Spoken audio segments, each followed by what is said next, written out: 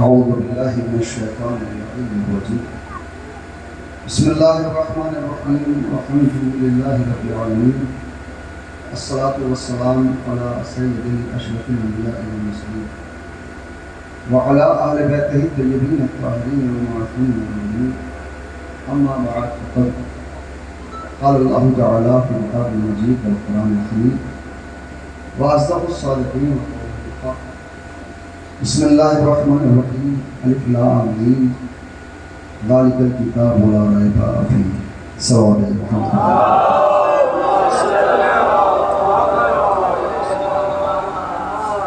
عزیزان محترم سامعین کرام عزاداران سے شہداء مسلسل مجالس آپ لوگ سماعت فرما رہے ہیں۔ آج کی نوکری آج کی یہ ڈیوٹی میری خدمت میں میرے قسمت میں اور اس وقت کے لیے چند لمحات اپنے ٹوٹے الفاظ اور چند معروضات کا آپ کی خدمت میں لے کر پیش ہوا ہوں۔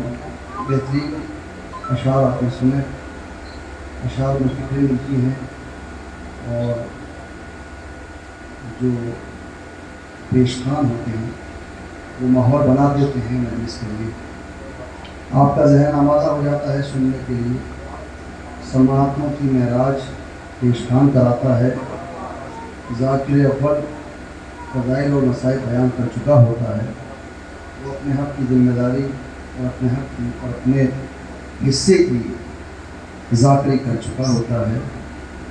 اور جو سلسلہ آج کل رائج ہے کہ خطیب اپنے معروضات پیش کرتا ہے، پہلے مرثیے پہ ہی مجلسیں ختم ہو جاتی تھی، مرثیے میں ہی فضائل ہوا کرتے تھے، مرثیے میں ہی مسائل ہوا کرتے تھے۔ وقت بدلا، دور بدلا، زمانہ بدلا، تو پھر خطیب ترنم کے بجائے یا اشعار کے بجائے نظم کے بجائے نثر میں بھی اپنی بات کو پہنچانا شروع ہوئے۔ ہر ایک انسان کا اپنا انداز ہوتا ہے، اپنے پہنچانے کی بات ہوتی ہے۔ کربلا نئی بنائی نہیں جا سکتی اور فضائل نئے پیدا ہو نہیں سکتے۔ جو لوگ کوشش کرتے ہیں بیکار میں کرتے ہیں، اس لیے کیونکہ حقیقت جتنی ہے اتنی ہی بیان کی جائے تو کافی ہے۔ مسائل نئے بنانے کی ضرورت نہیں ہے، فضائل نئے بنانے کی ضرورت نہیں ہے۔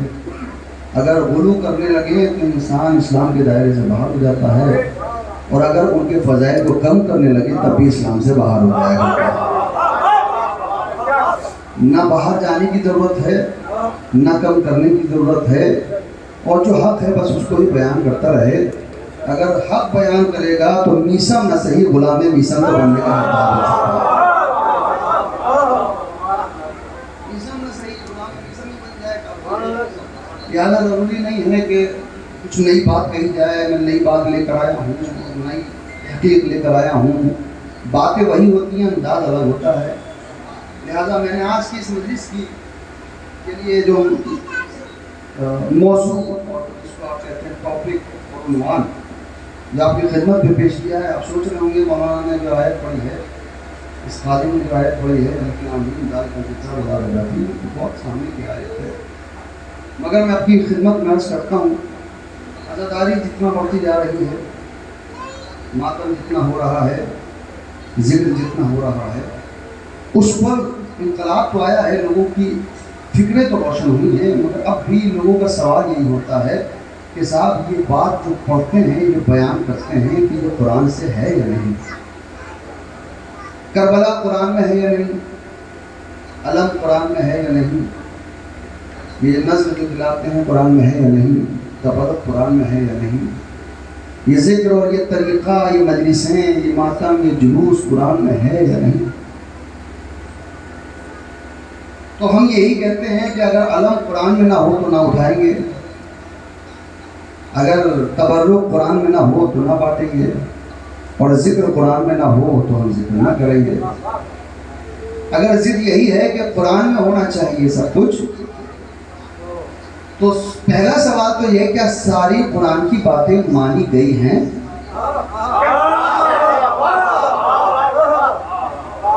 ساری قرآن کی باتیں مانی گئی ہوں تو تم یہ بھی مانو گے، ہمیں پتہ ہے ہم ثابت بھی کریں گے تو کہو گے یہ تو تمہاری باتیں ہیں۔ لہٰذا میں نے آج اس موضوع کے لیے وقت کافی ہو چکا ہے، جتنی دیر بھی گفتگو آپ کو سماعت فرمائیں گے اتنی بات کروں گا جہاں مجھے لگے گا کہ بات ختم ہو جانی چاہیے بات ختم کر دوں گا، اس لیے کیونکہ سنانے کی بھی ضد نہیں ہونی چاہیے، سنانے کی بھی ضد نہیں ہونی چاہیے کہ صاحب سنانا ہی ضروری ہے، جتنا سنایا جائے اتنا ہی کافی ہے اور جتنا سمجھ میں آ جائے اتنا ہی کافی ہے۔ اب میں آپ کی خدمت میں عرض کرتا ہوں، پروردگار عالم نے ارشاد فرمایا بسم اللہ الرحمن الرحیم۔ الف لام میم کا ترجمہ میں نہیں کر سکتا، اس لیے کیونکہ ہمارے بزرگ علماء نے نہیں کیا، تو ان سے آگے آگے بڑھ کر، علماء سے آگے بڑھ کر اور بزرگوں سے آگے بڑھ کر انسان یہ تو ثابت کرتا ہے کہ مردہ ہے، یہ ثابت نہیں کر سکتا کہ میں بہت بڑا عالم ہوں، اس لیے کیونکہ جہاں انسان علم ظاہر کرنے کی کوشش کرتا ہے وہاں اس کی کم علمی نظر آنے لگتی ہے، اور جہاں انسان بزرگوں کا لحاظ کرتا ہے اور ان کے پیچھے پیچھے چلتا ہے تو وہاں کچھ نہ کچھ سیکھنے کے لیے ملتا ہے۔ لہٰذا الف لام میم کا ترجمہ میں نہیں کر سکتا۔ ذالک الکتاب لا ریب فیہ، اس کا ترجمہ آپ سب جانتے ہیں، اس سے بہتر جانتے ہیں، میرے بزرگ بیٹھے ہوئے ہیں۔ ذالک الکتاب لا ریب فیہ، یہ وہ کتاب ہے جس میں کسی طریقے کا کوئی شک و شبہ، کوئی گنجائش، کوئی خامی، کوئی کمی، کوئی عیب، کوئی برائی ہے ہی نہیں، یہ بے عیب ہے۔ میں نے آیت کا ترجمہ کر دیا، آپ تک بات پہنچ گئی، اب میرا موضوع سمجھ لیجئے اور اسی پر گفتگو کرنا ہے۔ دنیا کے مسلمان دو چیزوں کے درمیان بڑی بحث کرتے ہیں اور ان دونوں کو ٹکرانے کی کوشش کرتے ہیں، ایک کا نام ہے آیت اور دوسری کا نام ہے روایت۔ ایک ہے آیت، توجہ کیجیے گا، یہی موضوع ہے، یہ بات میری پہنچ جائے گی آپ تک انشاءاللہ۔ ایک ہے آیت اور ایک ہے روایت۔ لوگ روایتیں گھر لیتے ہیں، بنا لیتے ہیں، آج بھی روایتوں کی فیکٹریاں جاری ہیں اور جتنے کارکنان ہیں باقاعدہ پہلے تو خرید کر کہلوائی جاتی تھی آیت اور روایتیں، آج کل تو ویسے ہی بیان کر دیتے ہیں اور راوی ماننے پر آ جائیں، توجہ کیجیے گا اس جملے پر میں اپنی بات کا آغاز کروں، راوی ماننے پر آ جائیں تو ایسے کو مان لیں جو جھوٹا دودھ پی لے،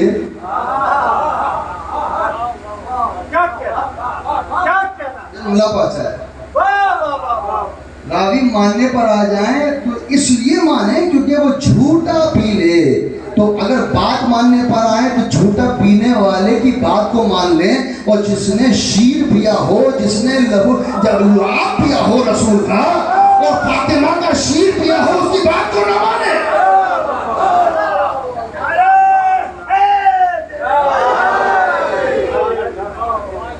راوی ایسے مان لیے گئے، ایسے راوی مان لیے گئے کہ اگر مکے کی پیاز مدینے میں بیچنا ہو اور ایک مستند بات چاہیے، یہ بالکل ایسی بات ہے عزیزو، اگر آپ میرے ساتھ جڑ جائیں، یہ ایسی بات ہے کہ جیسے آج کل ہم واٹس ایپ پر کوئی بات لکھ دیتے ہیں نا اور نیچے لکھ دیتے ہیں قال امیر المومنین، حالانکہ بات ہمارے دل کی ہوتی ہے، نام علی ابن ابی طالب کا ہوتا ہے، اس لیے کہ ہمیں خاندان والوں کو جلانا ہے، اپنے دوست کو یہ بات سنانی ہے، تو وہاں بھی یہ کام ہوتے تھے۔ لہٰذا کوئی بھی حدیث آگے بڑھانے سے پہلے اس کو کنفرم کر لیجیے کہ یہ معصوم کی ہے بھی یا نہیں۔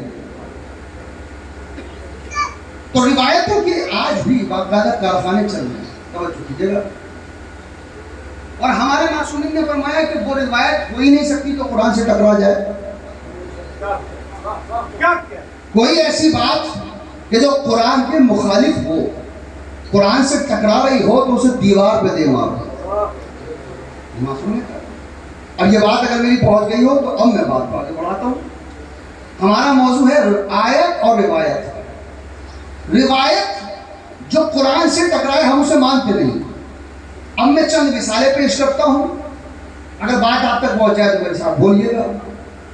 روایت یہ کہتی ہے، ابھی کلام میں بھی بیان کیا گیا، آپ نے بیان کیا، جناب عباس وہ ثانی ابو طالب، توجہ کیجیے گا، روایت یہ کہتی ہے، قرآن اور حدیث، روایت اور آیت کا فرق سمجھیے گا۔ روایت یہ کہتی ہے کہ جناب ابو طالب نے کلمہ نہیں پڑھا تھا. دیکھیں فرق سمجھیے گا. روایت یہ کہتی ہے کہ جناب ابو طالب نے کلمہ نہیں پڑھا تھا. یہ روایت ہے جو گڑھی گئی، جو بنائی گئی. روایت جو بنائی گئی، گڑھی گئی، وہ کہا گیا کہ جناب ابو طالب، توجہ کیجیے گا اگلے جملے پر. روایت یہ کہتی ہے کہ جناب ابو طالب نے کلمہ نہیں پڑھا تھا، مگر آیت یہ کہتی ہے کہ خانہ کعبہ کی ذمہ داری ہی اس کو دی جاتی ہے جو پہلے سے ایمان رکھتا ہو.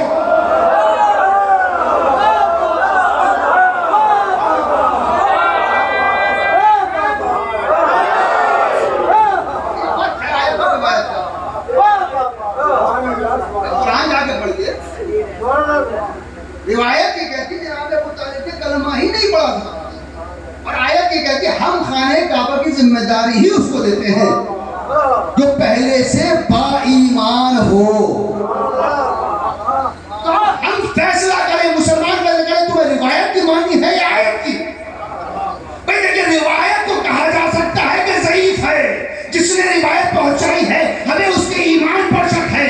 جو محمد کی پہنچائی ہوئی آیت پر شک کرے وہ خود ہی مسلمان نہیں ہو جاتا.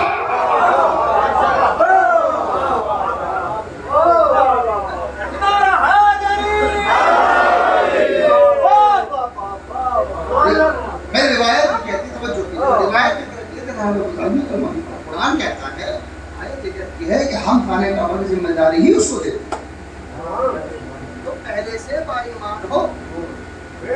دوسری بات آئی ہے، روایت یہ کہتی ہے، توجہ کیجیے گا، روایت یہ کہتی ہے کہ رسول پڑھے لکھے نہیں تھے، پڑھنا نہیں آتا تھا، اور 40 سال تک نبی نہیں تھے. اور آیت یہ کہتی ہے کہ جب چھوٹا نبی آئے تو اعلان کرتا انی عبداللہ وجعلنی نبیہ، مجھے اللہ نے نبی بنا کر بھیجا ہے، کتاب دے کر بھیجا ہے. تو آیت کہہ رہی ہے کہ چھوٹا نبی آئے تو پڑھ کر آئے. سردار نہیں ہے، انبیاء کا سردار نہیں ہے، اس نبی سے چھوٹا ہے. توجہ کیجیے گا. دیکھیے میں کیا کروں ایسے مسلمانوں کا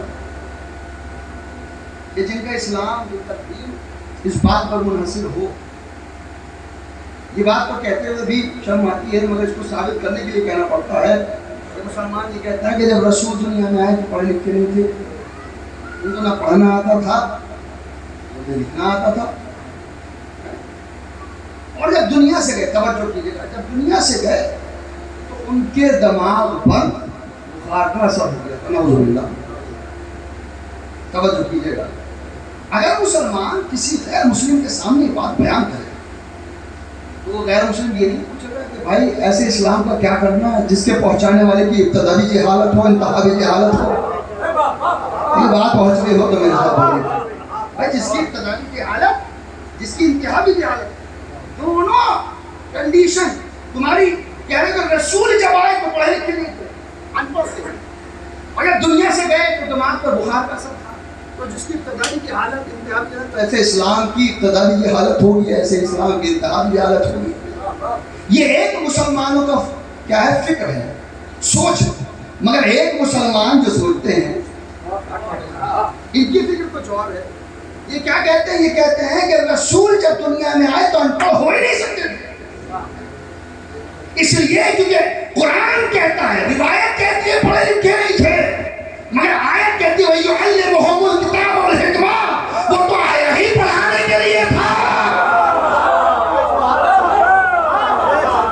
وہ تو آیا ہی پڑھانے کے لیے تھا. اب دنیا کے کسی مدرسے، اسکول، یونیورسٹی میں جا کر دیکھو جو خود جاہل ہو وہ کسی کو پڑھاتا نہیں ہے. اور اس سے آگے کی دلیل دیتا ہوں میں آپ کو، اس سے آگے کی دلیل دیتا ہوں. رسول ان پڑھ ہو ہی نہیں سکتے. کیا یہ تو دعویٰ ہے؟ دلیل کیا ہے؟ رسول یہ دلیل یہ ہے کہ تیرا کوئی بچہ پیدا ہوا، اس نے آ کر کہا کہو تو توریت سناؤں، کہو تو زبور سناؤں، کہو تو انجیل سناؤں، کہو تو قرآن. کہنے لگا میں اس میں دلیل رسول کی کہاں سے ہو گئی؟ یہ تو علی نے اپنے علم کے بارے میں بتایا. میں نے کہا علی نے صرف اتنا نہیں کہا بلکہ علی نے یہ کہا میں شاگرد ہوں اس محمد کا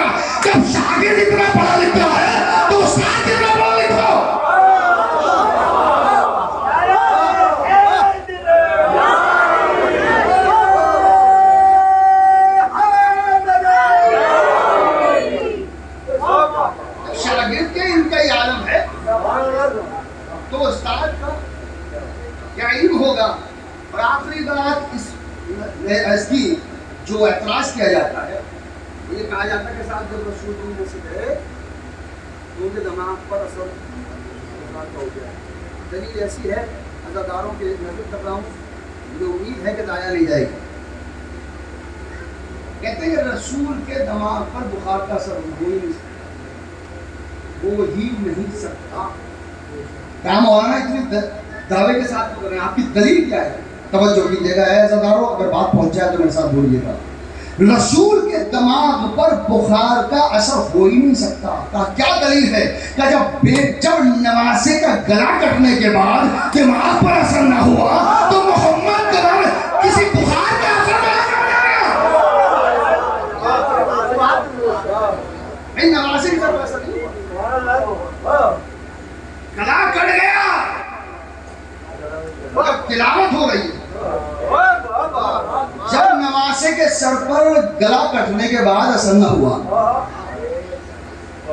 نانا کے دماغ پر آپ کا اثر ہوتا ہے. تو یہ ہے آیت اور روایت کا فرق. روایت کہتی ہے پڑھ لکھ کے نہیں تھے، آیت کہتی ہے یعلمہم الکتاب والحکمہ.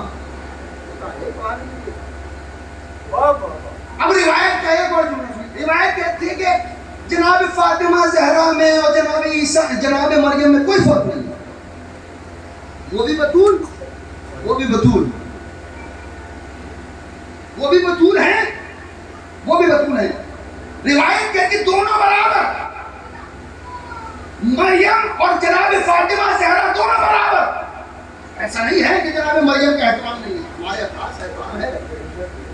ہمارے سلام پر جناب مریم کا احترام، وہ لائق تعظیم ہے. وہ نبی کی ماں ہے، وہ معصوم کی ماں ہے. مگر فاطمہ زہرا سلام اللہ علیہا کے برابر مریم نہیں ہو سکتی. توجہ کیجیے گا. روایت کہتی ہے دونوں برابر، شہزادی بھی برابر ہیں، جناب مریم بھی برابر ہیں. مگر آیت کچھ اور کہتی ہے.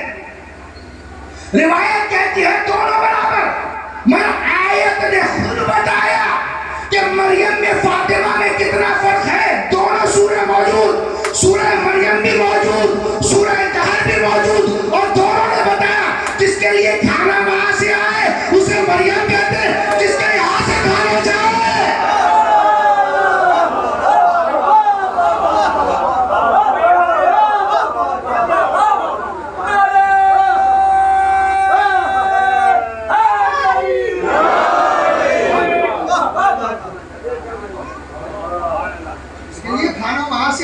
سورہ مریم، اور جس کے یہاں سے کھانا جائے سورہ طہر.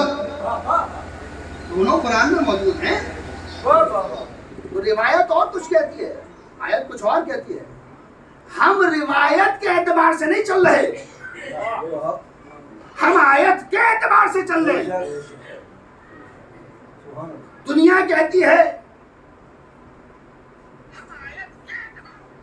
توجہ کیجیے گا اس بات پر، روایت کہتی ہے، روایت کا جملہ ہے، روایت میں لکھا ہے، روایت سے لوگ ثابت کرتے ہیں. روایت کہتی ہے کہ ایک صحابی کے بیٹے نے ایک صحابی کے بیٹے سے بیعت مانگی. کیا برا کیا؟ ایک صحابی کے بیٹے نے،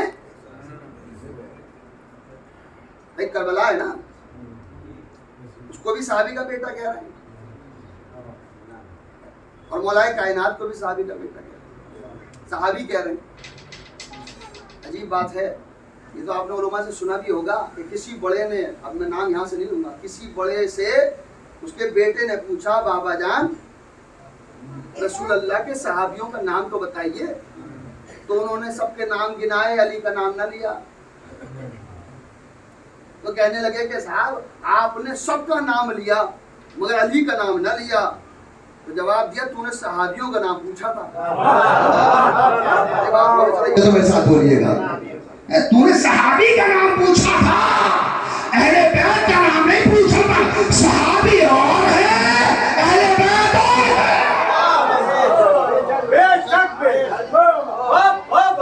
روایت یہ کہتی ہے ایک صحابی کے بیٹے نے ایک صحابی کے بیٹے سے بیعت مانگی.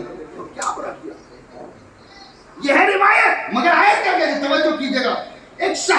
کے بیٹے نے ایک صحابی کے بیٹے سے بیعت مانگی، کیا برا کہ یہ کہتی ہے روایت، مگر آیت تو اس بات کا فیصلہ کر چکی ہے کہ اگر ایک صحابی کا بیٹا ایک صحابی کے بیٹے سے بیعت مانگی تو کچھ برا نہیں کیا، مگر یہ تو مباہلہ میں طے ہو چکا تھا، محمد علی کے بیٹے نہیں ہے یا حسین علی کے بیٹے نہیں ہے، محمد کے بیٹے ہیں، اور ایک صحابی کا بیٹا اگر محمد کے بیٹے سے بیعت مانگے سب کچھ ہو سکتا ہے مسلمان میں۔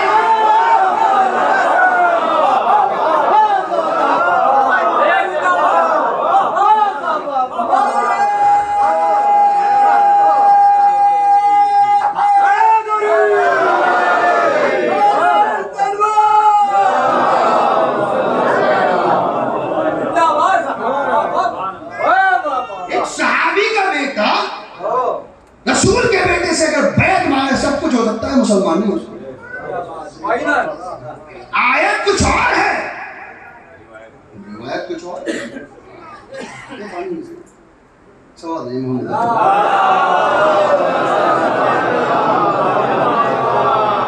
اچھا بسم اللہ، سوال یہ محمد بارے محمد۔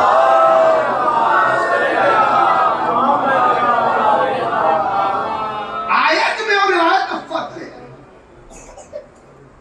آیت کچھ اور کہتی ہے، روایت کچھ اور کہتی ہے۔ ہم عزاداری روایت کے اعتبار سے نہیں کرتے، یہ آیت کے اعتبار سے کرتے ہیں۔ اب کہنے لگے کہ صاحب قرآن میں کہاں ہے عزاداری؟ قرآن میں عزاداری کہاں ہے؟ توجہ کیجئے گا، میں جو بات آپ کی خدمت میں کر رہا ہوں کچھ الفاظ ایک طالب علم ہوں، مگر صاحب فکر، صاحب نظر اور باقاعدہ مطالعہ کرنے والے لوگ ہوتے ہیں۔ قرآن میں عزاداری ہے کہاں؟ کہاں ہے عزاداری؟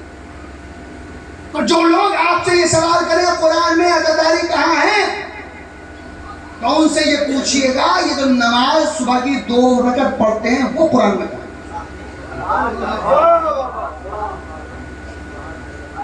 ظہر کی 4 رکعت، عصر کی 4 رکعت، مغرب کی 3 رکعت کہاں ہے قرآن میں؟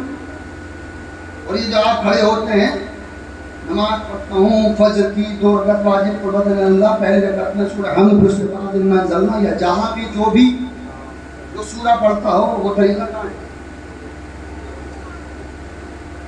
اب سنیے، قرآن ہے قیامت تک کے لیے قانون کا نام، اور ایسا قانون ہے جو اس کو جھٹلائے گا نہ دنیا کا رہے گا نہ دین کا رہے گا، اور اس کو ٹرائی کر کے لوگوں نے دیکھا بھی، انہوں نے آزمایا بھی کہ ہم کم سے کم کچھ آیتیں ہی نکال کر دیکھ لیں۔ تو یہاں ایک جملہ کہنے کو دل چاہتا ہے، جس نے ناطق صامت قرآن کے ساتھ چھیڑ چھاڑ کی، جس نے صامت قرآن کے ساتھ چھیڑ چھاڑ کی تو نہ دین کا رہا نہ دنیا کا۔ جو قرآن ناطق کے ساتھ چھیڑ چھاڑ کرتا ہو،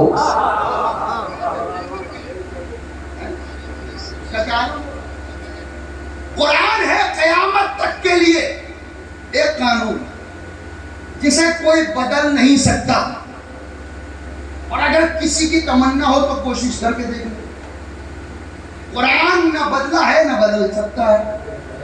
اچھا قیامت کو یاد ہے، جناب آدم سے لے کر آج تک سنتے ہی آ رہے ہیں کہ بس قریب ہے۔ اب قریب کا مطلب ایسی ہے کہ جیسے صاحب کل صبح آنے والی،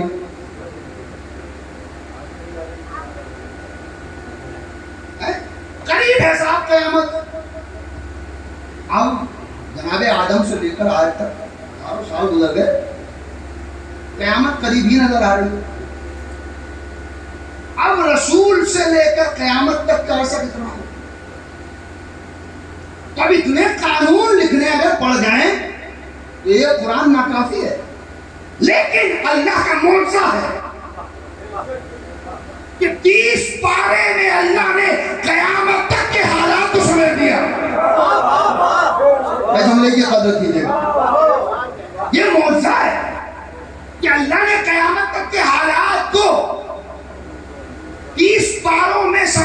دیا اور سب کچھ لا رطب ولا یابس، نہ خشک نہ تر کوئی ہے ہی نہیں جو قرآن میں موجود نہ ہو.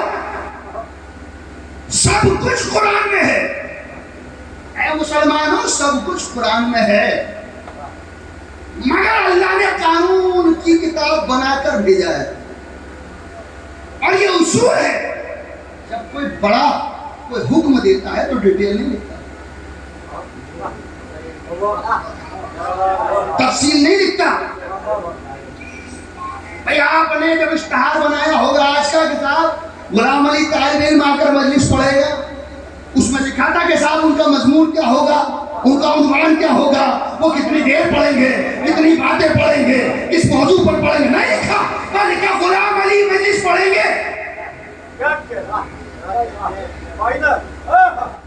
بھئی مان لیجئے آپ نے کام بیٹھے کہیں پر لکھا ہوگا صاحب فخری میٹھی صاحب قبلہ اپنا کلام پیش کریں گے، تو فخری صاحب نے تھوڑی بتا میں یہ کلام پیش کروں گا.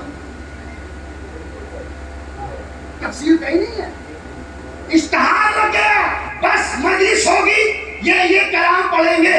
کیا کلام پڑھیں گے یہ وہ جانے، کیسے پہنچائیں گے یہ وہ جانے، کتنا پہنچائیں گے یہ وہ جانے.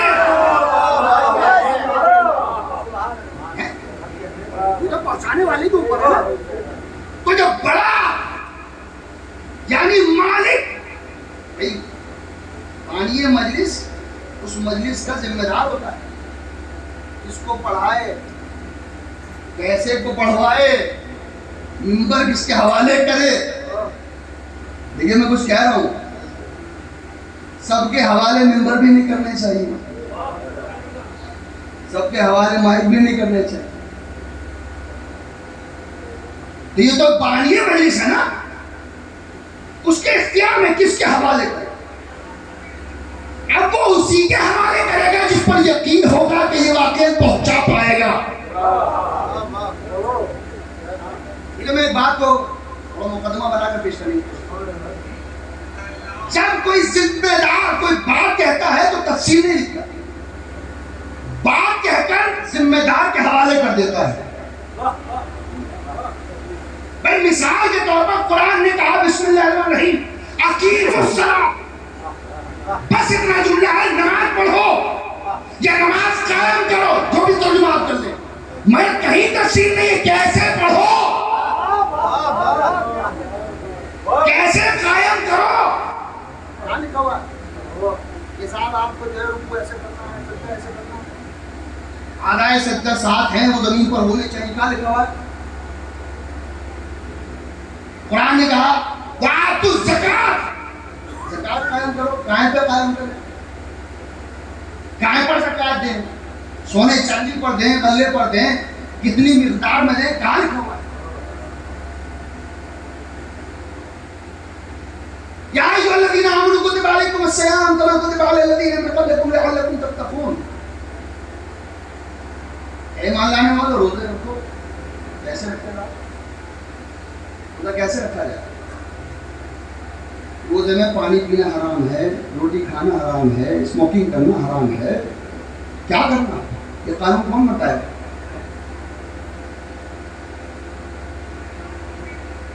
حج البیت من استطاع الیہ سبیلا، اگر استطاعت ہو جائے تو حج کرو.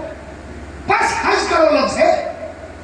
طواف کتنے 7 مرتبہ کرنا ہے، صحیح جو ہے آپ کو 7 چکر لگانا ہے، احرام آپ کو ایسے باندھنا ہے اور سفید ہی کپڑا پہننا ہے. بھئی یہ تمام ڈیٹیل ہے کہاں؟ کہ یہ سب ڈیٹیل کہیں نہیں ہے، بس حکم ہے. اور حکم کے بعد اللہ نے کسی ذمہ دار کے حوالے کر دیا اور اس نے بتایا نماز کیسے پڑھو، روزہ کیسے رکھو، زکات کیسے دو، حج کیسے کرو. میں نے کہا اسی ذمہ دار کے حوالے کیا. قُلْ لَا أَسْأَلُكُمْ عَلَيْهِ أَجْرًا إِلَّا الْمَوَدَّةَ فِي الْقُرْبَىٰ. کچھ نہیں چاہیے، اجر یہ ہے کہ میرے قرابت داروں سے محبت کرو. اے رسول کیسے محبت کرے؟ کہ جسے چادر میں بلاؤں ان سے محبت کرو، جسے دوست پر اٹھاؤں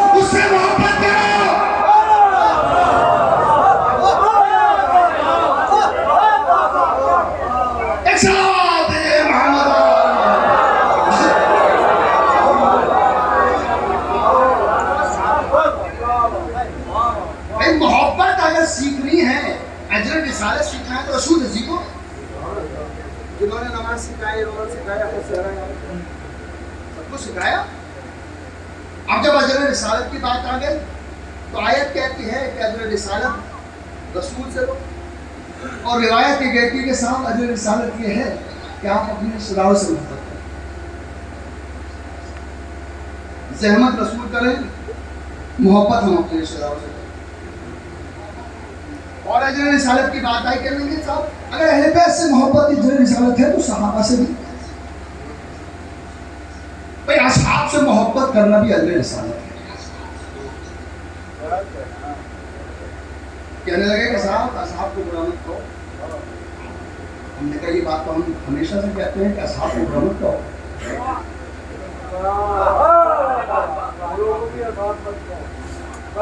بھائی اصحاب کو برا مت کہو، یہ تو بل باقاعدہ بنا پاکستان میں کہ صاحب اصحاب کو برا نہ کہا جائے.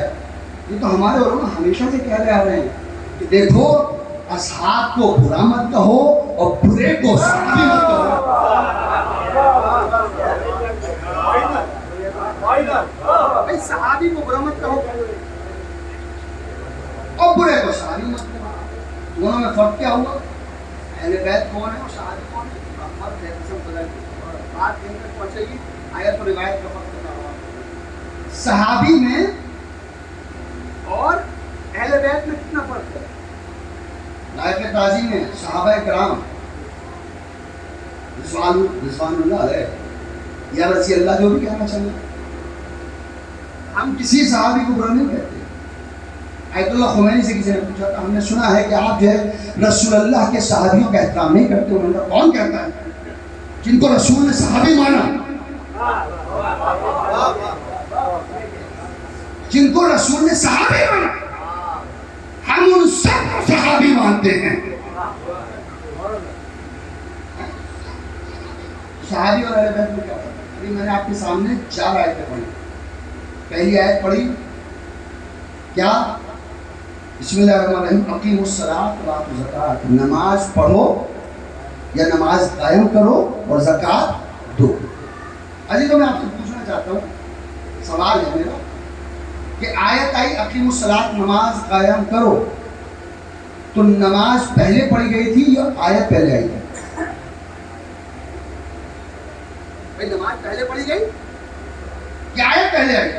تو سب آپ بھی جواب دیں گے، پوری امت مسلمہ ایک ہی جواب دے گی، پہلے آیت آئی تھی اور بعد میں نماز پڑھی گئی. یا جو الذین آمنوا کتب علیکم الصیام آیت آئی پہلے یا روزہ پہلے رکھا گیا؟ کیا پہلے آیت آئی پھر روزہ رکھ گیا؟ حج البیت من استطاع الیہ سبیلا پہلے آیت آئی ہے پہلے حج ہوا؟ پہلے آیت آئی ہے پہلے زکوٰۃ دی گئی. تو ہر امت مسلمہ کے ہر فرد ہر مسلمان یہ کہے گا، توجہ کیجیے گا، میں اہل بیت اور صحابہ کے درمیان کا فرق آپ تک پہنچانے کی کوشش کر رہا ہوں کہ پہلے آیت آتی تھی بعد میں اصحاب عمل کرتے تھے، مگر ہم نے دیکھا انگوٹھی پہلے تھی آیت بعد میں آئی، روٹی پہلے تھی آیت بعد میں آئی، بستر پر پہلے سوئے آیت بعد میں آئی. تو فرق یہی سے ظاہر ہوا، جو آیتوں کا انتظار کریں انہیں صحابہ کہتے ہیں، آیتیں جن کا انتظار کریں انہیں اہل بیت کہا جاتا ہے.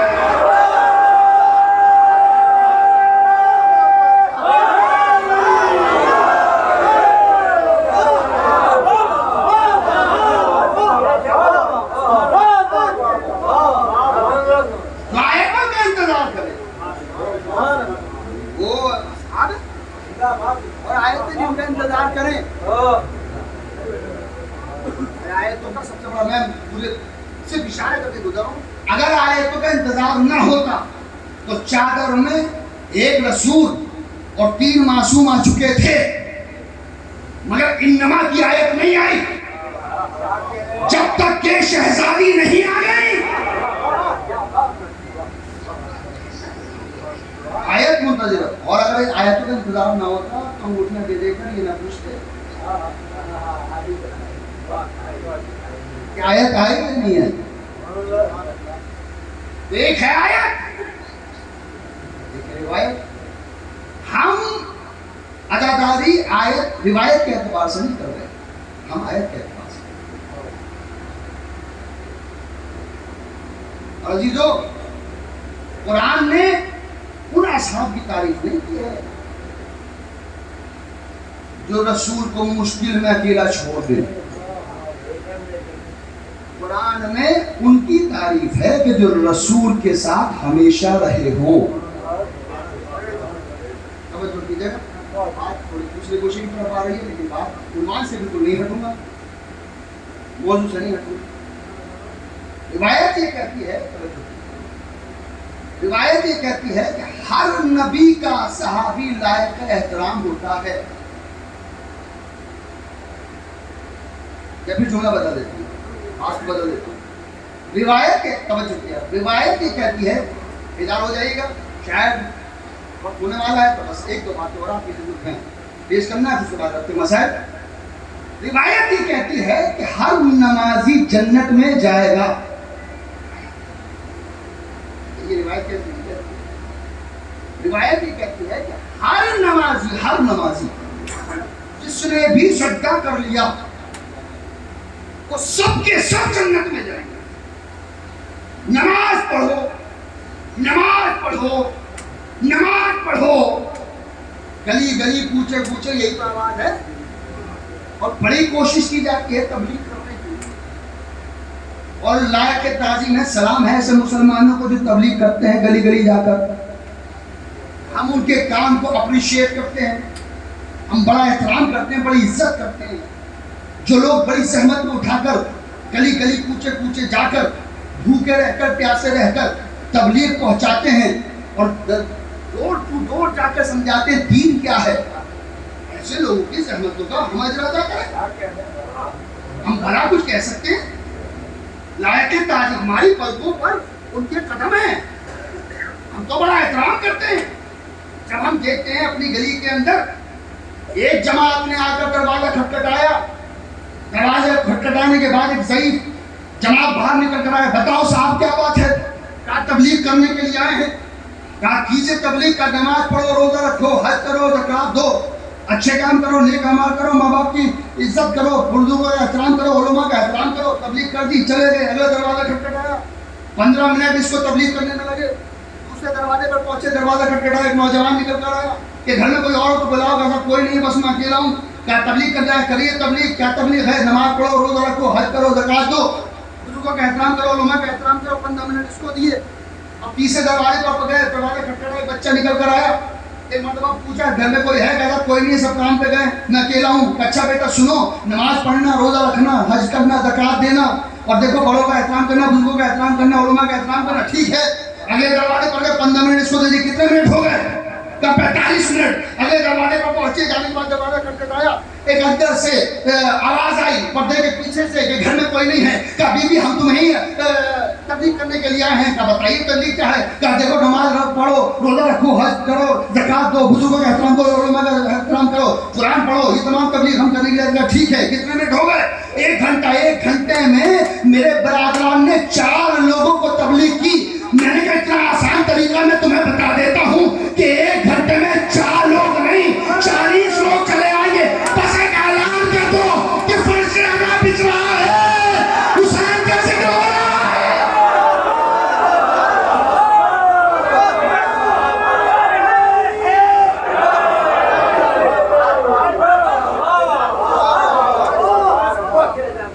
بھائی ہم تو شارٹ کٹ بتا رہے ہیں. 1 گھنٹے میں 4 لوگوں کو تبلیغ مت کرو، 40 لوگوں کو تبلیغ کرو.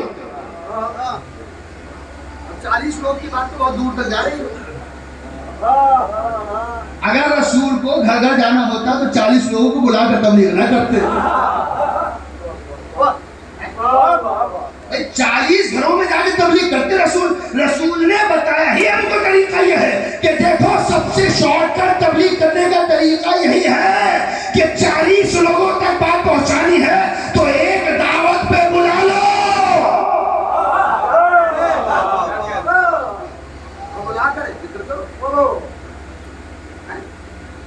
تبلیغ کا ذریعہ ہے.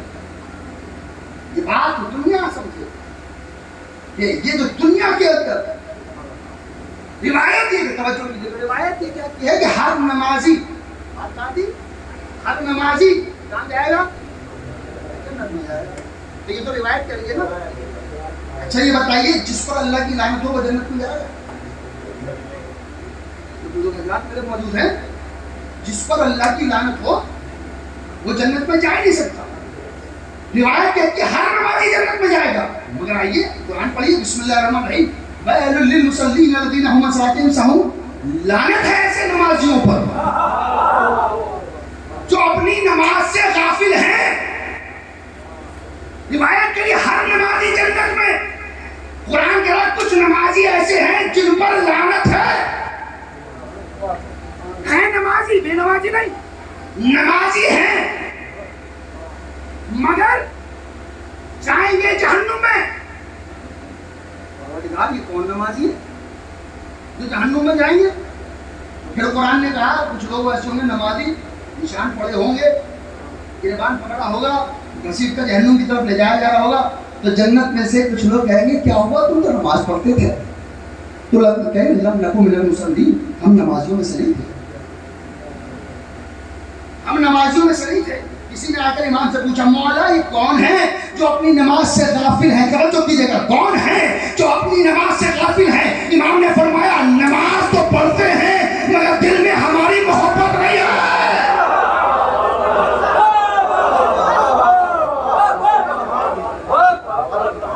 نماز تو پڑھتے ہیں مگر ہماری محبت دل میں نہیں ہے. ایسے نمازیوں پر اللہ کی لعنت ہے. وہ بات بہت دور تک آ گئی, بات بہت دور تک آ گئی. جس کے دل میں اہل بیت کی محبت نہیں اس کی نماز قبول نہیں. جس کے دل میں اہل بیت کی محبت نہیں اس کی نماز قبول ہی نہیں ہے. یہ فیصلہ قرآن کر رہا, میں نہیں کہہ رہا. لعنت ہے ایسے نمازیوں پر جو اپنی نماز سے غافل ہیں. امام نے فرمایا وہ لوگ جو نماز پڑھتے ہیں محبت نہیں کرتے, اوپر اللہ کی, تو جن کے دل میں اہل بیت کی محبت نہیں وہ نمازی نہیں. پڑھتے نا نماز, نماز کا فائدہ نہیں. لیکن آئیے ایک نمازی کا ذکر کروں گا, ایک نمازی کا. کہ محبت کا مطلب کیا ہے؟ لوگ یہ بھی کہتے ہیں صاحب اس صاحب بڑا اچھا انسان تھا اور رات بھر کوشش کرتا رہا اور یہ کہتا رہا کہ مولا جنت کریے جنت کریے. جو لوگ اس کی ہمدردی دکھائے پتہ نہیں کیوں دکھاتے. بھائی ہمدردی تو اس بات کی ہو ہی نہیں سکتی کہ صاحب وہ یہ کہتا رہے کہ جنت کریے. محبت تو جب ہوتی جب بھول کی طرح چلا آتا. یا تو ادھر یا ادھر کچھ لوگ بیچ میں رہ کر بھی دونوں طرف کے فائدے اٹھاتے ہیں. محبت کا مطلب ہے یا تو ہاں یا نہ, موت ہے یا زندگی. اسے ساتھ کی طرفداری مت کرو, اور جو کرتا ہے غلط کرتا ہے. میں ایک نمازی کا ذکر کرنا چاہ رہا ہوں. اگر اہل بیت کی محبت دل میں نہ ہو, محبت دل میں ہونے کا مطلب کیا ہے؟ جب حضور کے دل میں محبت آئی تو نہ موت, نہ دولت, نہ منصب, نہ پیسہ, کوئی خوف نہیں, کوئی ڈر نہیں چلا آیا. یہ ہے محبت. توجہ کیجیے گا میری بات پر. قرآن کہتا ہے لعنت ایسے نمازیوں پر جو اپنی نماز سے غافل ہیں. تو جس کے دل میں, اور امام نے فرمایا جس کے دل میں ہماری محبت نہیں اس کی نماز قبول نہیں ہے. اب عزیزو اتنے سارے لوگ موجود ہیں, میرے بزرگ حضرات بھی موجود ہیں, کہیں کوئی بات اگر آپ کو لگے تو آپ میری اصلاح فرمائیے گا. میرا سوال یہ ہے کہ فجر کی نماز یزید کی فوج میں پڑھ کر آیا ہے اور امام حسین کی طرف کوئی نماز پڑھی نہیں ہے, تو اگر اس کی فوج میں نماز پڑھ کر آئے پھر بھی علیہ السلام. دیکھیں میں ایک بات کہہ رہا ہوں, اہل بیت کی محبت میں اور نماز قبول نہیں. یزید کی فوج میں نماز پڑھ کر آئے فجر کی, اور ظہر سے پہلے شہادت, ظہر کی نماز بھی نہیں پڑھی, تو کیا ظہر کی نماز قبول کوئی ہوئی یا نہیں؟ سوال ہے, آپ گھر جا کے پوچھیے, سوچیے گا اس پر. میں ایک جگہ یہی آپ پڑھ رہا تھا, میں نے مجلس پڑھی, مجلس پڑھنے کے بعد ایک صاحب آئے, تو صحابہ سے بڑی محبت, انہوں نے آ کر پوچھا کہ مولانا صاحب آپ یہ کیسے کہیں گے کہ صاحب مجھے کوئی نماز قبول نہیں ہوئی. میں نے کہا بتاؤ کون سی نماز قبول ہے؟ کہا وہ جو راستے میں امام حسین کے ساتھ ملاقات ہوئی اور نماز پڑھی ہے امام حسین کے پیچھے, وہ قبول نہیں ہوئی. میں نے کہا امام حسین کی بات بعد میں کریں گے, کہ معصوم کے پیچھے نماز پڑھے اور قبول نہ ہو، ایسے کیسے؟ معصوم کے پیچھے نماز پڑھے اور قبول نہ ہو، یہ کیسے ہو سکتا ہے؟ تو میں نے کہا معصوم کی بات یعنی امام حسین کی بات بعد میں کرنے، پہلے یہ فیصلہ کرو جتنوں نے محمد کے پیچھے نماز پڑھی کیا سب کی قبول ہو گئی؟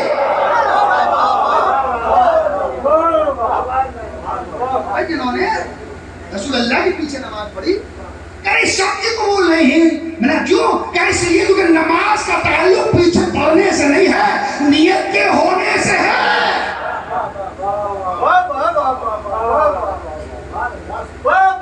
راستے میں ملا تو دشمن بن کر ملا۔ اب توجہ کیجیے گا، نتیجہ کتنا خوبصورت آئے گا۔ فجر کی نماز یزید کی فوج میں، ظہر سے پہلے ہو گئی شہادت متقی علیہ السلام۔ آپ اور میں ہاتھ جوڑ کر امام حسین سے کہیں مولا ایک موقع دیکھیے، ظہر کی نماز صحیح کی طرح سے آپ کے ساتھ پڑھ لے، ایک وقت کی نماز پڑھ لے، اس کے بعد شہادت ہو جائے، اتنا وقت تو مل جائے۔ کہا اے نادان، آج اگر اس نے نماز پڑھ لی تو مسلمان کہے گا اسے نماز بچا کر لے گئی۔ میں میرے ساتھ بولے گا قسم خدا کی، یہ جملہ کوئی آسان نہیں ہے، میں نے ابھی تک آپ سے کوئی بات نہیں کہی ہے، میں آپ سے توجہ چاہ رہا ہوں۔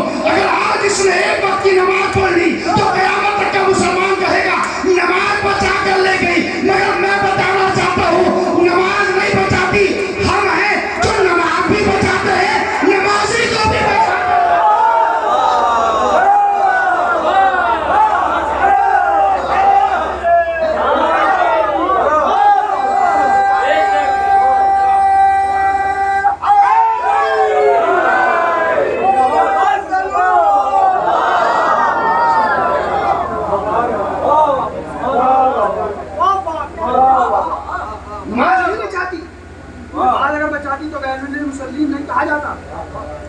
ہم نمازی کو بھی بچاتے ہیں، اور عزیزو جو نماز پڑھا کرتے ہیں، جن کی نماز کی ضمانت انہوں نے لی ہے، وہ نمازی ایسے ہوتے ہیں کہ 86 سال کا بھی جمعے کے دن اگر نکل آئے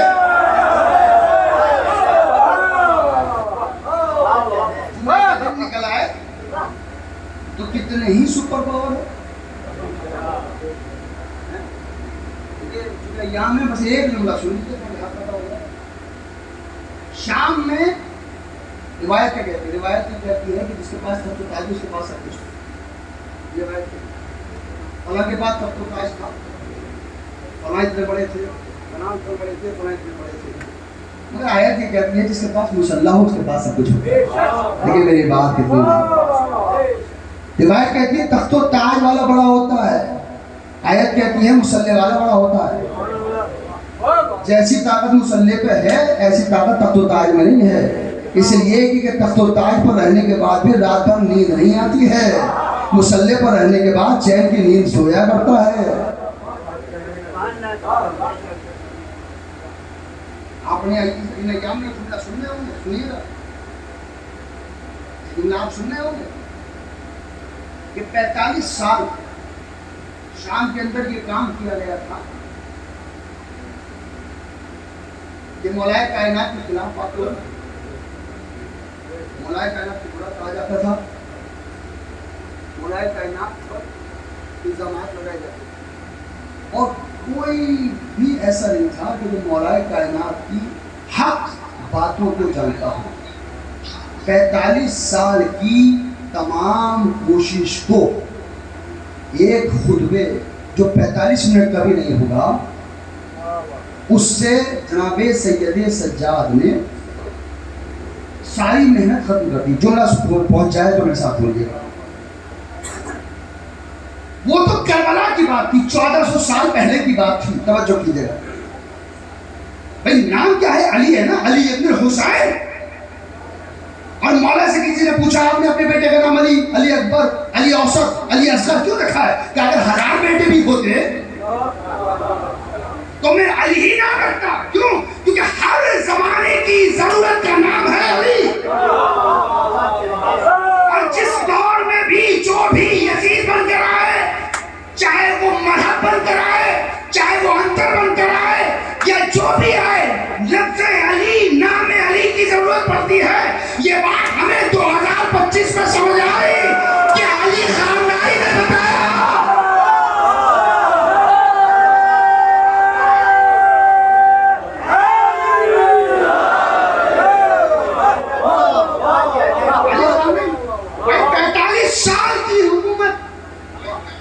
45 سال کی محنت کو ختم کر دیا. میرے نوجوان بھائی میرے بھائی کے ساتھ بیٹھے تھے کہ ہم عمر بیٹھے ہیں, بزرگوں سے تو ہم لیکن صرف سنتے ہیں, لیکن ہم اپنی بتاتے ہیں. جب سے ہم نے ہوش سنبھالا, توجہ کیجیے میرے جملے پر پہنچ جائے, میں شام سے 2025 کے ایران تک آ رہا ہوں. شام میں بھی 45 سال کی محنت کو ایک خطبے میں ختم کیا گیا تھا. ہم نے بھی آج میری عمر جو ہے 42 سال کے, بچپن سے یہی سنا, super power super power super power super power super power. اس سے بڑا کوئی نہیں, اس سے بڑا کوئی نہیں, اس سے کوئی ہلا نہیں سکتا, اس کا مقابلہ کوئی نہیں کر سکتا. علی خامنہئی نے بتایا میرا نام اپنے آقا کے نام پر ہے. جیسے شام میں زین العابدین نے شام کی حکومت کو ہلایا, آج علی خامنہئی اسرائیل کو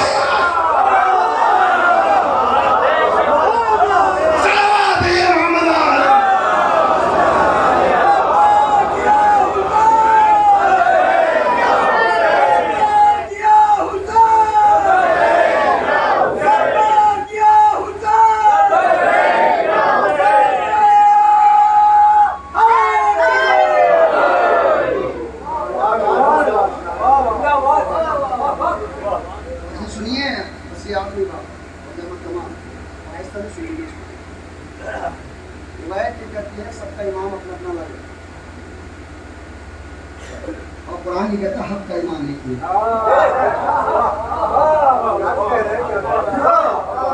سب کے امام الگ الگ ہیں اور حق کا امام. اب مجھے بولنا پڑے گا خلق تو معال علی, حق کا امام. توجہ کیجیے گا, اب انقلاب کیا ہوا 2025 کی جنگ کے بعد. انقلاب کیا ہے سنیے, یہ میرا آبزرو کرتا, میں نے خود نے اس بات کو پڑھا, اس بات کو دیکھا, آبزرو کیا, اس لیے شیئر کر رہا ہوں. جب یہ جنگ ہو گئی تو ایک میڈیا کا انٹرویو دیکھ رہا تھا, اس کے اندر 3-4 مہمان تھے, ایک اینکر تھا. ان مہمانوں کے اندر ایک سنی برادر تھے, شیعہ, اور دوسرے لوگ بھی تھے. میں ان دونوں کی بات کروں. تو جو سنی برادر تھے, توجہ کیجیے گا, کیا انقلاب آیا ہے, کیا انقلاب آیا. سنی برادر سے اینکر بابا دیکھو, شیعوں نے تمہیں بچا لیا, شیعوں نے تمہیں بچا لیا.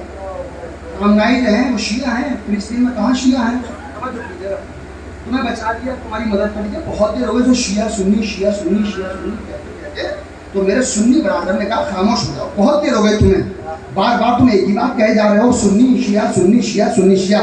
ارے خامنہئی کوئی شیعوں کے رہبر تھوڑے ہیں, امت مسلمہ کے نام تو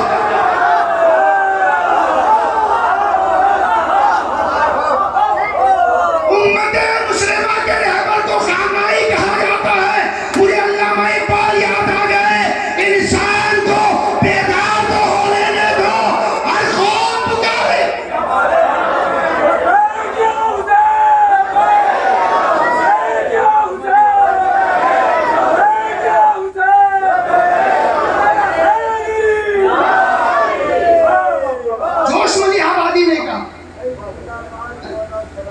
انسان کو بیدار تو ہونے مقام پکارے گی ہمارے ہیں اسے. وجہ یہ ہے کہ جب غلام نے اتنا بڑا کارنامہ کرایا تو سب ساتھ ہو گئے, جب امام آئے گا تو کیا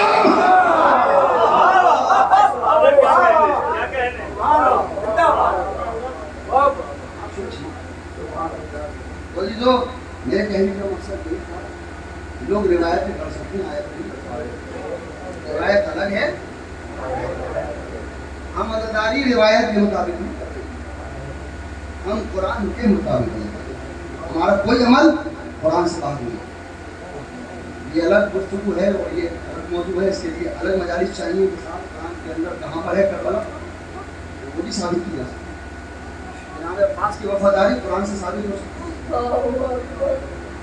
جناب عباس کی وفاداری اور قرآن کیا جو کربلا میں بیان کرے, قرآن پر احسان ہے کربلا کا. یہ بات حقیقت ہے, یہ حقیقت ہے کہ قرآن مسلمانوں تک اگر پہنچا ہے تو رسول کے ذریعے سے, مگر یہ بھی حقیقت ہے ہم تک پہنچا ہے تو حسین کے ذریعے سے. اگر حسین نہ ہوتے تو قرآن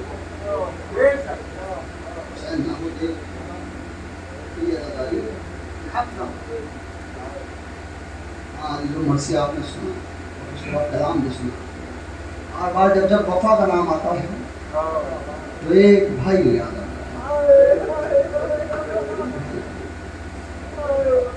اور وہ بھائی کون ہے آپ اس سے بہتر جانتے ہیں. عزیزوں خدا کرے سب کو اللہ ایسا بھائی دے جیسا حسین کو اللہ نے بھائی عطا فرمایا. تمنائے فاطمہ کا نام ہے عباس، آرزو علی کا نام ہے عباس. جس کے پاس حسن و حسین جیسے بیٹے ہوں پھر بھی نماز شب میں کہے اللہ مجھے عطا دے. جزاکم اللہ. آپ کی آوازیں بلند ہو گئی، آپ پرسہ لینے کے لیے پرسہ دینے کے لیے آپ آمادہ ہو گئے. اور عزیزوں جب آپ کی آوازیں بلند ہوتی ہیں نا، جب آپ آمادہ ہوتے ہیں پرسہ دینے کے لیے تو ایک بیوی پرسہ لینے کے لیے آمادہ ہو جاتی ہے. ایک بیوی پرسہ لینے کے لیے آمادہ ہو جاتی ہے. ہر ایک عزادار کے پاس مال لے کر جاتی ہے، میرے حسین کے عزادار مجھے تجھ سے کچھ نہیں چاہیے، بس چند آنسو دے دے اور وہ بھی تیرے کام آئیں گے شفاعت کے لیے. میں اللہ کی بارگاہ میں تیری شفاعت کروں گی. آپ کی آوازیں بلند ہو گئی. اور سن لیجئے مشہد میں تھا میں جب طالب علم کا دور تھا تو ایک علامہ ایک مولانا صاحب خطیب میں پڑھ رہے تھے، مسائل پڑھ رہے تھے. مسائل پڑھتے انہوں نے بیان کیا. یہ بات میرے ذہن میں بیٹھ گئی ہے تو میں جا بجا اس کو بیان کر دیتا ہوں. وہ بیان فرماتے ہیں کہ جب آپ کی آوازیں بلند ہوتی ہیں تو شام سے ایک بیوی چلی آتی ہے. ایک بیوی چلی آتی ہے اور 4 سال کی بچی اس کے ساتھ ہوتی ہے. جب آپ رو رہے ہوتے ہیں تو بچی پوچھتی ہے پھوپھی اماں یہ کون ہے جو میرے بابا پر رو رہے ہیں؟ تو جناب وہ بیوی کہتی ہے بیٹا یہ تمہارے بابا کے عزادار ہیں جو. تو بچی پتہ ہے کیا سوال کرتی ہے؟ بچی کہتی ہے پھوپھی اماں جب یہ روتے ہیں کوئی تماچے نہیں لگاتے ہیں، کوئی تازیانے نہیں لگاتا؟ تو بیوی کہتی ہے بیٹا تمہارے بابا پر رونا کوئی جرم تھوڑی ہے جو تماچے لگائے جائیں. کہا اگر جرم نہیں ہے تو شمر مجھے تماچے کیوں لگایا کرتا ہے، مجھے کیوں تماچے لگایا کرتا ہے؟ آپ نے گریہ کرنا شروع، آپ کی آوازیں بلند ہو گئی. آئیے وفادار کا ذکر کرنے کی کوشش کرتا ہوں. خدا مجھے توفیق دے کہ میں پہنچا سکوں. کون عباس؟ تاریخ میں بیان یہ کیا کہ ایک دن جناب فاطمہ زینب چھوٹے چھوٹے کرتے سی رہی، شہزادی کرتے سی رہی. مولا گھر میں تشریف لائے، دیکھا فاطمہ ہمارے گھر میں تمہیں تو چھوٹا بچہ ہے جس کا تم کرتا سی رہی ہو. کہا ابوالحسن یہ میں عباس کا کرتا سی کر آمادہ کر کے جا رہی ہوں. ابوالحسن دیکھو میرے بعد ایک شجاع خاندان کے اندر شادی کرنا، جو بچہ پیدا ہو اس کا نام عباس رکھنا، اور وہ عباس میرے حسین کے کام آئے گا. میں عباس کے لیے ابھی سے کرتا سی کر جا رہی ہوں. ہائے کتنی محبت تھی فاطمہ زہرا کو عباس سے. لیجئے ام البنین دلہن بن کر گھر میں آئی. بچوں نے سلام کیا، السلام علیکم یا اماں. ہاتھ جو کر کہا کہ بچوں اے شہزادوں مجھے ماں نہ کہنا، میں فاطمہ زہرا کی جگہ لینے نہیں آئی ہوں، ارے میں تو تمہاری کنیز بن کر آئی ہوں. میں تو اس گھر کی کنیز بن کر آئی ہوں، مجھے ماں مت کہنا. عزیز و تاریخ بیان یہ کرتی ہے لیجئے عباس دنیا میں آئے تو جناب زینب سے جناب فاطمہ زہرا نے کہا تھا بیٹا جب پہلی مرتبہ عباس کو دیکھو تو میرا سلام کہہ دینا. جیسے ہی عباس زینب کی آغوش میں آئے کان میں کچھ کہا، عباس نے گڑائی لی. ایک مرتبہ آغوش میں ملائکہ کائنات لے کر پوچھا زینب تم نے میرے عباس سے کیا کہہ دیا؟ کہا بابا بس میں نے اتنا کہا اے عباس تمہیں ماں نے سلام کہلایا ہے، اور یاد رکھنا تمہیں اس لیے مانگا گیا ہے تاکہ کربلا میں حسین کے کام آ سکو. اللہ جزاکم اللہ خدا. لیجئے عباس پروان چڑھ رہے ہیں. عباس تربیت پا رہے، ماں نے سکھایا کبھی آقا کے سامنے بیٹھنا نہیں، پیچھے پیچھے غلاموں کی طرح چلنا. زندگی میں کبھی بھائی مت کہنا یہ تمہارے آقا ہیں، انہیں کبھی بھائی نہ کہنا. عباس نے کیسا عمل کیا. عزیزو وقت کافی ہو چکا ہے، میں مسائل مختصر کر رہا ہوں. عزیزو تاریخ بیان کے دے لیجئے 2 محرم آ گئی، خیمے لگائے گئے اور یہ بھی حکم ہو گیا عباس خیمے کو ہٹا لو. اور نہ جانے کس دن سے عباس نے خیمے کو ہٹایا. لیجئے 5 محرم آئی پانی بند ہوا، 7 محرم آئی پانی پانی ختم ہو گیا. 7 محرم سے لے کر اشریق تک عاشور تک پاس بار بار سننا ہے اللہ تاش اللہ تاش اللہ تاش. اور لیجئے ایک مرتبہ جب شہادتوں کے سلسلے شروع ہوئے تو عباس بار بار جا کر لاشوں کو لے کر آ رہے ہیں اور ہر بار کہتے ہیں آقا مجھے اجازت دیجئے میں بھی جام شہادت پینا چاہتا ہوں, آقا مجھے اجازت دیجئے میں بھی جام شہادت پینا چاہتا ہوں. ایک وقت وہ آیا کہ نہ جانے کتنے لاشیں عباس لا چکے تھے حسین کے ساتھ. کہا آقا مجھے اجازت دیجئے. تو امام نے کہا عباس میں تمہیں کیسے اجازت دوں, ارے تم تو میرے لشکر کے علم بردار ہو, اتنا سننا تھا. ارے عباس نے کبھی بائیں طرف دیکھا کبھی دائیں طرف دیکھا اور کہا آقا وہ لشکر کا آ رہا جس کا میں علم بردار تھا. آقا میں وہ لشکر کا آ رہا جس کا میں علم بردار تھا. کہا عباس اگر کچھ کر سکتے ہو تو بچوں کے لیے پانی کی سبیل کرو. آقا میں ضرور پانی کی سبیل کروں گا. آئے در خیمہ پر جیسے آگا سکینہ چاہو اپنی سوکھی ہوئی مشک لے کر آؤ. عزیزہ بلایا تھا سکینہ کو مگر سکینہ بچوں کو لے کر آئی اور آگے کہا بچوں تم پیاسے نہیں رہو گے اس لیے کیونکہ میرے چچا پانی لینے جا رہے ہیں. میرا چچا میری پیاس کا خیال رکھتا ہے. دیکھو میری پیاس کو میرا چچا برداشت نہیں کر پایا, میرے چچا جا رہے ہیں. ارے سوکھی ہوئی مشک عباس کے حوالے کری. ابھی چند قدم عباس چلے تھے دامن پکڑ لیا. تاریخ نے بیان کیا کیا ایک مرتبہ پلٹ کر پوچھا سکینہ تم نے دامن کیوں پکڑا. کہا چچا وعدہ کرو واپس آؤ گے, چچا وعدہ کرو واپس آؤ گے. صبح سے جو جاتا ہے واپس نہیں آتا. چچا پیاسا رہنا منظور ہے مگر میرا چچا نہ آئے منظور نہیں ہے. ابا جواب دے تو کیا جواب دے. ایک مرتبہ آواز دی سکینہ آیا تو پانی لے کر آؤں گا. لیجئے عباس چلے نہر فرات پر پہنچے اور جانے کے بعد مشق سکینہ کو پر کیا. مصائب آپ کے سنے ہوئے تصور شٹ ہے. ایک مرتبہ عباس مشق سکینہ کو پر کر کے واپس آ رہے تھے کہ ایک مرتبہ ایک ظالم نے دائیں بازو کی طرف وار کیا. بازو قلم ہوا, بائیں ہاتھ سے مشق سکینہ کو سنبھالا, بائیں بازو پر وار ہوا, دانتوں سے سنبھالا. عزیزو اب یہاں پر شورا کرام بھی بیٹھے ہیں اور میرے بزرگ حضرات بھی بیٹھے ہیں. تصور کریے گا, تصور کریے گا. اور آپ تاریخ میں علماء سے جا کر پوچھئے, خطبہ سے پوچھئے گا, جو صاحب نظر ہیں ان سے پوچھئے گا. تاریخ بیان یہ کرتی ہے عباس کے سر پر وار ہوا. جبکہ یہ بھی لکھا جاتا ہے اشتیاء کی فوج میں کوئی اتنا قداور انسان نہیں تھا کہ عباس کے سر پر وار کر سکے.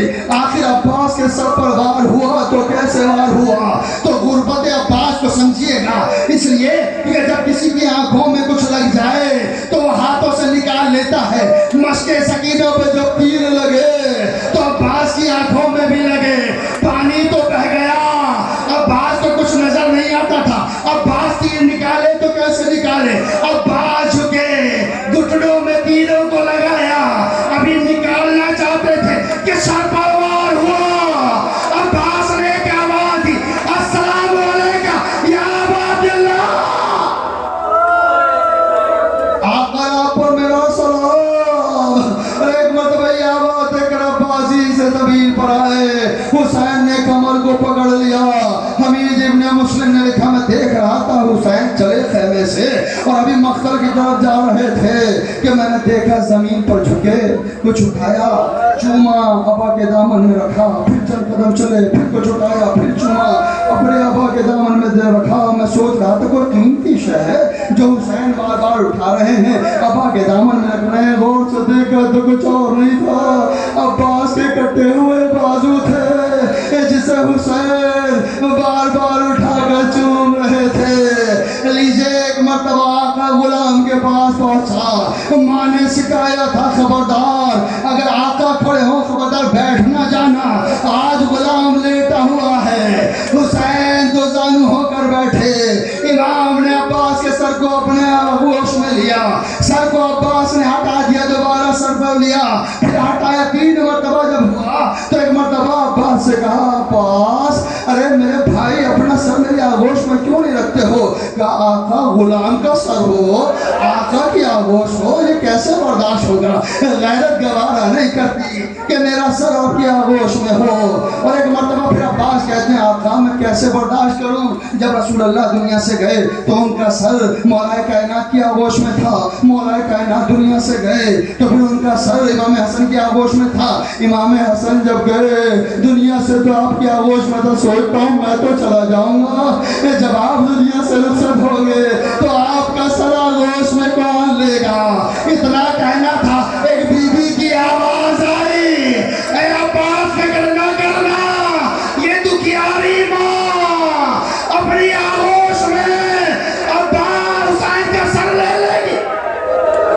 جزاکم اللہ، خدا آپ کو کسی غم میں نہ اڑائے سوائے غم حسین کے۔ آخری وہ لمحہ جس کا آپ کو انتظار ہے اور میں بیان کرنے وہی جا رہا ہوں۔ عزیز و تاریخ بیان کرتی ہے، ایک مرتبہ مقتل بیان کرتے ہیں، حسین نے بھائی نے اپنے بھائی سے کہا اے عباس کوئی تمنا، کوئی آرزو، کوئی وصیت ہے؟ جی آقا کیا وصیت ہے؟ کہا مولا جب دنیا میں آیا تھا سب سے پہلے آپ کے چہرے کو دیکھا تھا، دنیا سے جا رہا ہوں آپ کا چہرہ دیکھنا چاہتا ہوں۔ بات تو دیکھو میرے بھائی، ہم تمہارے سامنے ہیں آقا، آنکھ میں تیر لگا ہے، دوسری آنکھ میں خون جمع ہے، آنکھوں کو صاف کر دیجئے۔ لیجئے حسین نے نہ جانے کس دل سے آنکھوں کو صاف کیا ہوگا، بھائی نے بھائی کا دیدار کیا۔ عباس دیکھ پا رہے ہو؟ جی آقا میں دیکھ پا رہا ہوں۔ عباس کوئی اور وصیت؟ جی آقا ایک وصیت اور ہے۔ کیا وصیت ہے عباس کا؟ وصیت یہ ہے میرے لاشے کو خیمے میں نہ لے جائیے، میرے لاشے کو خیمے میں نہ لے جائیے گا۔ اگر سکینہ پوچھے گی امو آپ تو کہہ کر گئے تھے پانی لے کر آؤں گا، میں شرمندہ ہو جاؤں گا، جواب کیا دوں گا؟